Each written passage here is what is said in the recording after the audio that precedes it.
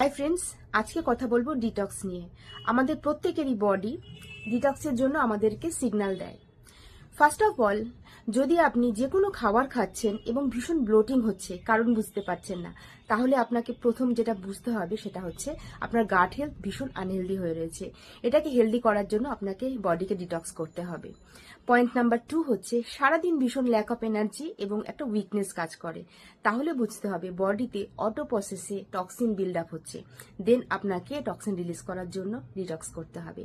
Point number 3 হচ্ছে যদি আপনার স্কিন ভীষণভাবে ডাল দেখাচ্ছে এবং ব্যাক টু ব্যাক অ্যাকনি আসছে, তাহলে বুঝতে হবে আপনার লিভার ওভারলোড হয়ে গেছে, দেন সেটাকে বেটার করার জন্য ডিটক্স করতে হবে। পয়েন্ট নাম্বার 4 হচ্ছে আপনার মুখ থেকে ব্যাড স্মেল আসা, সেটা হয়তো আপনি সবসময় বুঝতে পারবেন না, কিন্তু আপনার সামনের মানুষরা বুঝতে পারবে।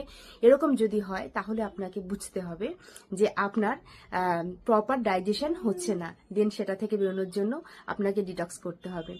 সারাদিন যদি কোনো কারণ ছাড়াই আপনার হেডেক বা মাথা যন্ত্রণা থাকে, তাহলে বুঝতে হবে যে আপনার ডিহাইড্রেশন হচ্ছে, সেটা থেকে বেরোনোর জন্য আপনাকে ডিটক্স করতে হবে। এবং last but not the least, যদি আপনার ভীষণভাবে ঘুমের ডিস্টার্ব হচ্ছে এবং প্রচুর পরিমাণে জাঙ্ক ফুড অ্যান্ড ফাস্টফুড খাওয়ার প্রবণতা বেড়ে গেছে, তাহলে বুঝতে হবে আপনার বডিতে অল ওভার নিউট্রিয়েন্টস ডেফিসিয়েন্সি হচ্ছে, দেন সেটা থেকে বেরোনোর জন্য আপনাকে বডিকে ডিটক্সিফাই করতে হবে।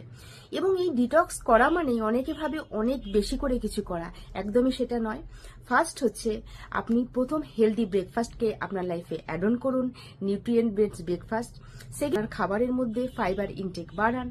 নাম্বার 4 হচ্ছে ফার্মেটেড ফুডকে আপনার লাইফে অ্যাড করুন এবং প্রপার হাইড্রেশন নিন। এবং last but not the least, একদম ultra process food, fast food, junk food আপনার জীবন থেকে একেবারেই অ্যাভয়েড করুন। তো আপনি দেখবেন ডেফিনেটলি আপনি অনেক ভালো হ্যাবিটে রয়েছেন। এবং আমি যে যে কারণগুলো বললাম, এই সমস্ত কারণগুলোই বডিতে টক্সিন গেইন করার সিগন্যাল হতে পারে। এরকম কারোর সাথেই যদি হচ্ছে, তাহলে আপনারা ডেফিনেটলি সেটা থেকে বেরোনোর জন্য বডিকে টক্সিন রিলিজ করার কাজ করুন।